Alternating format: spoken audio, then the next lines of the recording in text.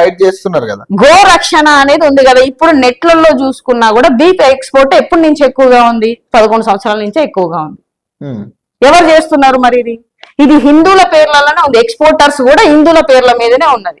మరి ఎందుకు జరుగుతుంది అంటే నువ్వు చెప్పేది ఒకటి చేసేది ఒకటి చేస్తున్నావు.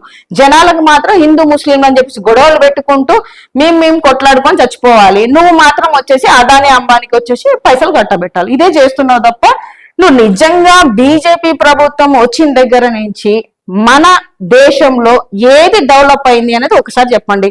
నువ్వు పెట్రోల్ తక్కువ చేస్తా అన్నావు, తర్వాత జాబ్స్ ఇస్తా అన్నావు. ఒకటి నువ్వు చేసినా అంటే ఏది మన బాత్రూమ్స్ అనేది వచ్చేసి అన్ని ఏరియాలలో స్వచ్ఛ భారత్ అని చెప్పేసి బాత్రూమ్స్ ఉండాలి అని తీసుకొచ్చా. అది తప్ప అంటే ఒక బాత్రూమ్స్ ఉంటే సరిపోతుందా? భారతదేశంలో ఉద్యోగాలు ఉండొద్దా? మన భారతదేశం ఎదగాలి అంటే మనది అప్పు తగ్గాలి కదా. ఇవన్నీ ఎవరు చేస్తారు? మరి ఇదంతా చేయాల్సిన బాధ్యత ఎవరికి ఉంది? సెంట్రల్ ప్రభుత్వానికి కదా. మరి ఎందుకు చేయట్లేదు? ఎందుకు ఇంత అప్పు చేస్తున్నారు?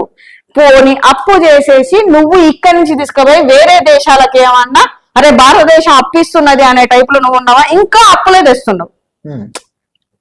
ఇప్పుడు సౌత్ ఇండియాలో నిజంగానే చూసుకుంటే అప్పుల విషయానికి చూసుకుంటే మనం ప్రతి ఒక్క స్టేట్ల నుంచి ట్యాక్సెస్ పోతాయి.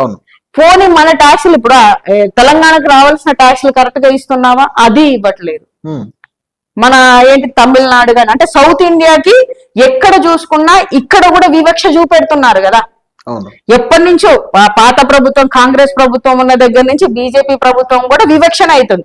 సౌత్ ఇండియా అంటారు, నార్త్ ఇండియా అంటారు. ఇక్కడనే విడబాటు ఉన్నప్పుడు ఇక బంగ్లాదేశ్ గురించి మనం అక్కడ దాని గురించి ఇక్కడ ఏంటిది? మరి ఎందుకు ఇక్కడ వివక్ష అనేది చూపెడుతున్నారు? ఎంతసేపటికి వచ్చేసి ఓన్లీ సంపాదన కూడా వచ్చేసి సౌత్ లో ఉంటది కానీ మరి వాళ్ళే ఎందుకు పిఎంలు ఉంటారు? వాళ్ళ దగ్గరనే ఎందుకు వచ్చేసి మళ్ళీ అదానీలు అంబానీలు అని చెప్పేసి వాళ్ళే వచ్చేసి ఐఏఎస్. మన దగ్గర సంపాదన ఉన్నప్పుడు మన ఇండియా ఇటు సైడ్ సౌత్ ఇండియా సైడ్ లో వచ్చేసి కుబేరులు ఉండాలి. అదానీ అంబానీ లాంటి వాళ్ళు సౌత్ ఇండియాలో ఉండాలి. నార్త్ ఇండియాలో ఎందుకు ఉంటున్నారు? సో ఏం జరుగుతుంది ఇక్కడ? ఒకటి ఇప్పుడు జరుగుతున్నాయి అంటే నార్త్ ఇండియాలో 4 ఉన్నారు.